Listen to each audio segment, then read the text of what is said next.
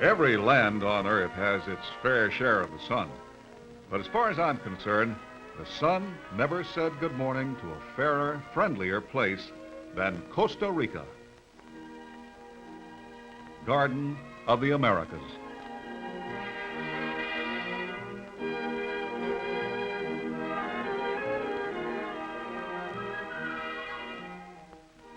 Hi, I'm Quinn Redeker, and for the next half hour, you're down here with me in Costa Rica, and this is really quite a place. It's a wonderful spot to take a vacation, or you can even retire down here if you want to. It's just a few hours from the States by jet, or if you don't want to fly, you can drive your car down on the Inter-American Highway. You'll soon see why this is called the Garden of the Americas. What a beautiful spot. Come on along. You're going to enjoy this. I don't know why it is. Maybe it's the rich volcanic soil down here, but things sure do grow in Costa Rica. Even the fence posts take root and blossom. Of course, the whole place isn't a flower bed. They have trees down here, too. That one's called an higueron. This is Costa Rica's Little Texas, Guanacaste province, up north, near the Nicaraguan border. And oceans along both sides, warm and calm and peaceful. Columbus sailed by here in 1502, gave the place its name, Costa Rica. Rich coast. They also have mountains, volcanoes, as a matter of fact, up in the high, cool, air-conditioned part of the country. And jungles, hot and humid, down along the seacoast and the lowlands. But you don't think of Costa Rica in terms of geography. No, you think of Costa Rica in terms of people. Wonderful people. Little girl people. Little boy people. Big girl people. Costa Rica has such nice big girl people. Big boy people. Fun-loving people.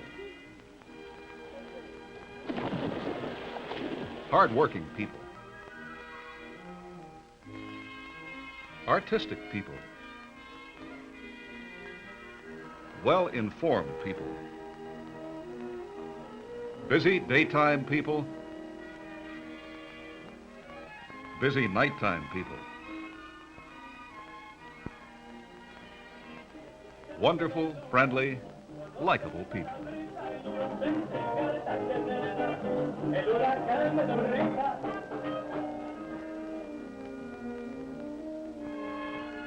Well, I think I'll call it a day. See you in the morning.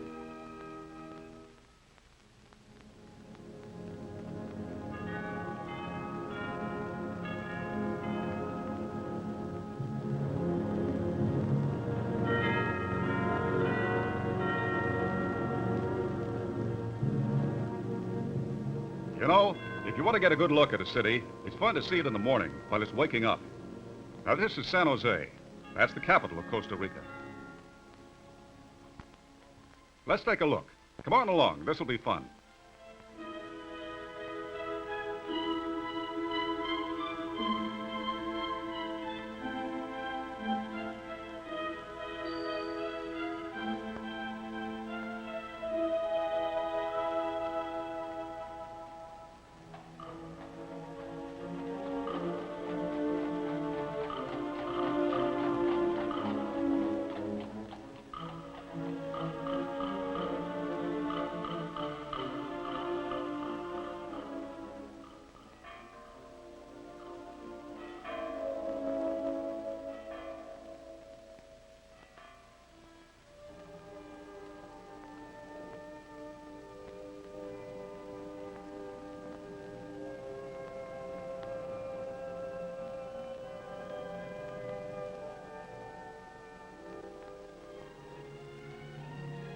Cities are a lot like people.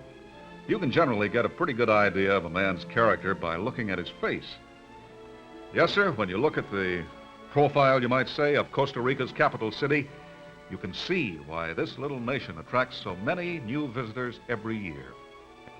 It has a clean, wide-awake, going places look about it. Look of progress in business and industry, in social security, in political stability, in all the things the world needs so much today. Even the churches are modernizing, putting on a new look, and that's saying something in a land of strong religious tradition and heritage.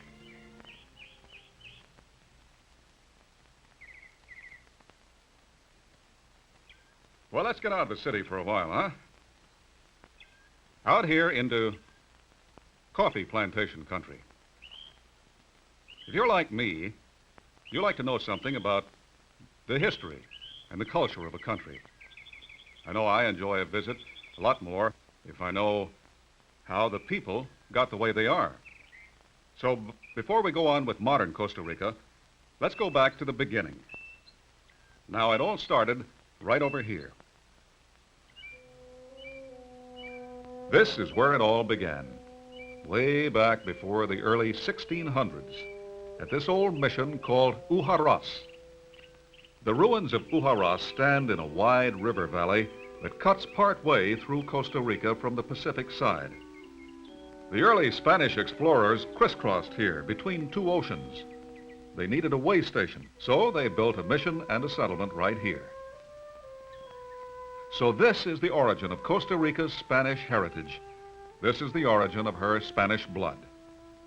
Today, Ujaras stands almost forgotten in a wide valley surrounded by banana and coffee groves. But it left its influence on Costa Rica's people in several ways. This is the bell tower of another old mission, the Mission Orosi. Orosi is younger than Ujaras.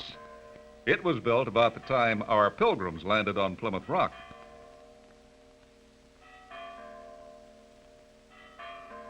Notice the children. They're part of a pattern. Every town and village follows this pattern. First, there's a church in every town and village. Some are large and some are small. In front of the church, there's always a plaza for relaxation. And somewhere nearby, usually just across the plaza, there's a school. Church, plaza, school. Religion, relaxation, education. That pattern has shaped the character of Costa Rica's cities and Costa Rica's people. Here's a hero in Costa Rica's struggle for education, Mauro Fernandez. Because of Fernandez and other supporters of education, Costa Rica provides free education for all kids between the ages of 7 and 12. With only about 1/10 as many people as California, this little country maintains almost 2,000 elementary schools. That's enough to accommodate about 250,000 youngsters every year. Now, would you believe this? Costa Rica has more school buildings than soldiers. That's right, more school buildings than soldiers. As a matter of fact, there aren't any soldiers down here at all. This politically stable little nation abolished its army by a constitutional amendment. Now, in this day of race riots and wars, isn't that something? Well, getting back to education, about 50 secondary schools are maintained by the government, plus more than 50 private and vocational schools. Result, highest literacy rate in Central America. Here's another Costa Rican patriot, Juan Mora Fernandez. That's a newspaper in his hand, not a sword. He was a Costa Rican freedom fighter fighting for freedom of information way back in the early 1800s. Are you tired of statues? Just one more, okay? This is Costa Rica's Castro. Jose Maria Castro founded the University of Santo Tomas in 1844, forerunner of today's University of Costa Rica. Close to 9,000 students are enrolled on this beautiful big campus. It's a busy place all year round, even during summer school, which is now. The university is set in a great big landscaped garden. It has schools of law, pharmacy and medicine, science, engineering, agriculture, and a number of others. More of Costa Rica's national budget is spent on education than on any other single government activity, because they know that well-informed people are the foundation of a politically stable democracy. And that's just what they have. Now, any Sunday, you can see a politically stable democracy in action. 10 o'clock Mass is letting out. Now, what's the crowd about? Well, the people have come to see their president. There he is, Jose Joaquin Trejos. He goes to church just like everybody else. If you're so inclined, you just walk right up and shake his hand. Now, that's real political stability. I said Costa Rica is a fun country. Remember the pattern? Relaxation on the plaza in front of the church? Well, how about a band concert? Recognize that number? 3 cheers for the red, white, and blue.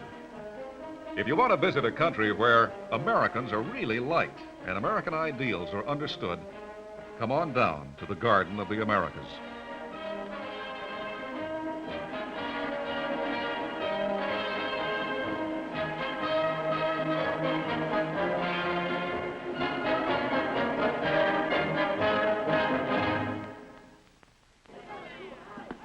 One thing they don't see eye to eye with us yet is baseball, but they will. It's catching on. What is big down here is soccer. Any Sunday afternoon, you can watch teams from all over the nation competing in elimination tournaments. Hey, I'm not on any team. Tournament winners play for the Costa Rican Championship in the National Stadium. Costa Rica's soccer players are very good. In fact, they say professional soccer players are another export crop, like coffee and bananas.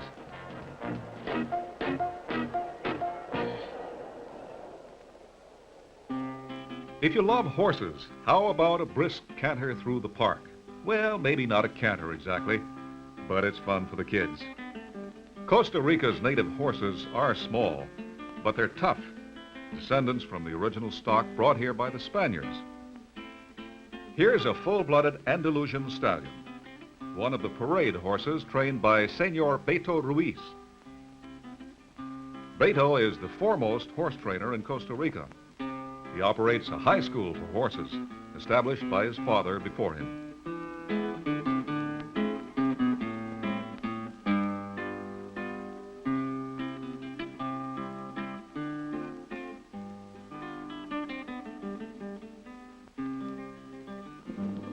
The ox is to Costa Rica as the cow pony was to the American West. They both helped build their countries. There are still about 10,000 ox teams working in Costa Rica, even in this day of mechanized agriculture. The ox, or buey in Spanish, ought to have a place right in the middle of Costa Rica's coat of arms. You see a lot of bueyes out in the provinces. This one is on the way to the volcano Irasu. Irasu is only about 55 kilometers from San Jose, and the roads are good all the way. In fact, good roads are one of the enjoyable things about Costa Rica. It's easy to get from wherever you are to wherever you want to be by car, including door-to-door delivery to a live volcano. Costa Rica has 4 or 5 active volcanoes. Most of Irasu's big crater is level with ashes and cinders. If Costa Rica had a space program, this would be a good place to practice landing on the moon. If you've never looked into the heart of a live volcano, you're looking at one now. It's bigger than it looks. It's about 100 yards down there from where we're standing up here on the rim. Volcanoes aren't all bad. Volcano dust has settled over the land for centuries, making the countryside rich and fertile and very beautiful. Those volcanic mountains chill off the hot winds blowing up from the tropic lowlands, change them into big, cool, air-conditioning clouds. Along the country roads, you'll see all sorts of interesting sights. This fellow, for example, has an interesting occupation. He weaves saddle blankets from a special kind of Costa Rican grass.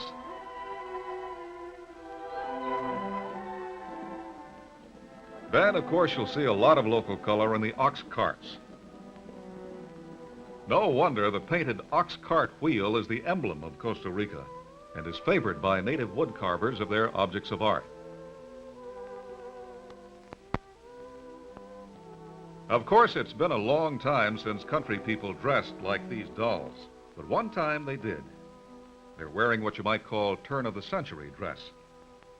Today, however, these gay costumes are only worn for festive occasions.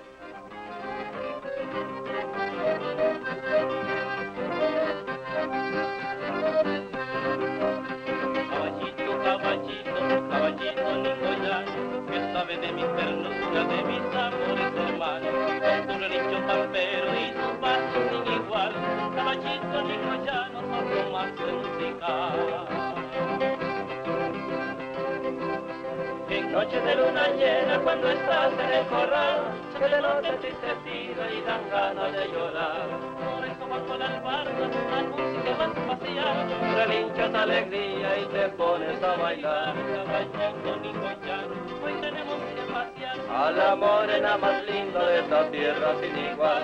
Esta tierra ni collana, donde todo es fraternal.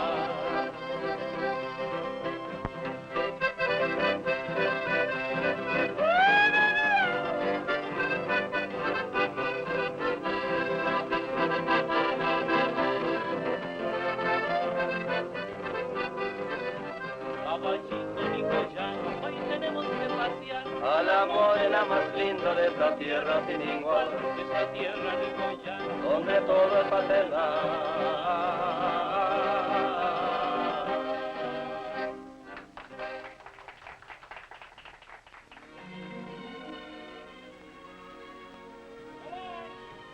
Ambitious sportsmen try their luck from fishing lodges only hours away from the capital city.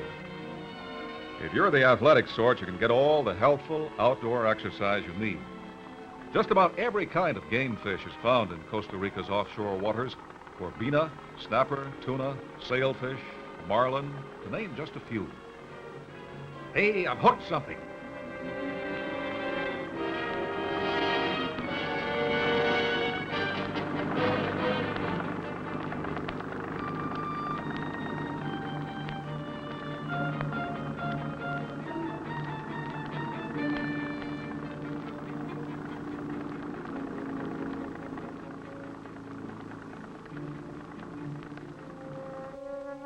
Whee-you! How about something cool to drink after all that exertion?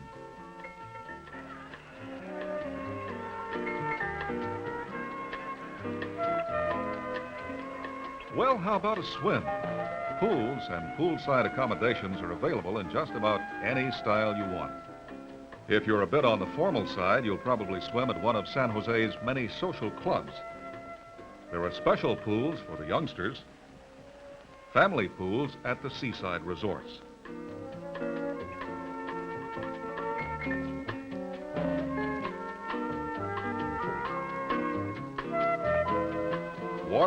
Water everywhere in this mountainous little nation.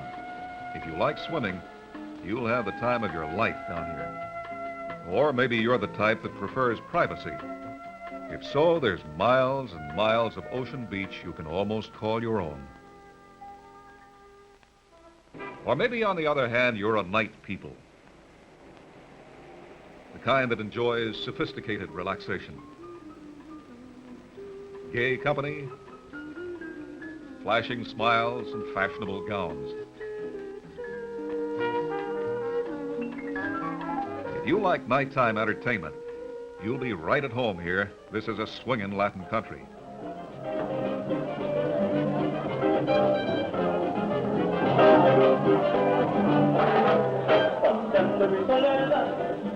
But maybe a masked ball isn't exactly what you had in mind. Maybe you'd prefer a more intimate type of dancing. If that's the case, you'll have fun every night. Costa Rica has dozens of supper clubs where the action is lively and the music has a familiar brassy beat.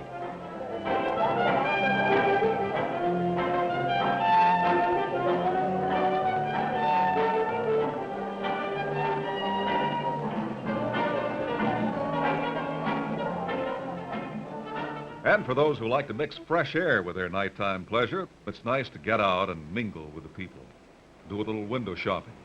Stretch your legs before dinner. One thing you'll soon notice, English is widely spoken down here. You really don't have to know Spanish to get along quite well. Somehow or other, the simple act of eating is always an adventure in a foreign land. Well, in Costa Rica, you can eat with pleasure, whether it's in one of many pleasure resorts or, more formally you might say, in one of San Jose's fine modern hotels. Of course, if you're watching your calories, you can always catch a quick lunch at some downtown street cafe. This is fun, too. You don't happen to be a history buff, do you? If so, there's a lot to see and learn about in Costa Rica's National Museum, which, by the way, was once a fortress before the army was abolished. In pre-Columbian times, Costa Rica was a crossroads for many cultures. The early inhabitants left plenty of evidence that they had reached a pretty high level before Christopher Columbus got here. Some of the artifacts fostered a very interesting theory that there was at one time a land link between Costa Rica and NOTA. When you walk through the Rose Garden and into the door of Costa Rica's Teatro Nacional, you almost forget you're in a small Central American country. The marble columns, the floors, the statuary, the murals, the ceiling, the beauty and decor of the interiors, all designed and carried out really in a grand manner, make this theater comparable to anything Europe has to offer. Magnificent is the only word that really describes this staircase of Italian marble. Above the staircase is a colorful allegory painted by an artist named Jose Villa from Milan. The mural depicts Costa Rica's agricultural economy and its two basic export products. One of these is coffee, finest in the world. The other, of course, is bananas. But the main foyer, parqueted with native Costa Rica hardwoods and adorned with draperies almost 100 years old, Venetian mirrors, and paintings by masters on the ceiling, seem remote indeed from a small banana republic. These cherubs were done by an Italian painter, Luigi Vignoni, the same artist who ornamented the Imperial Opera House in Moscow in 1906. Of course, it's only right that a Spanish artist should also be represented here in the El Teatro Nacional. These medallions were painted by Tomás Povedano, way back before the turn of the century.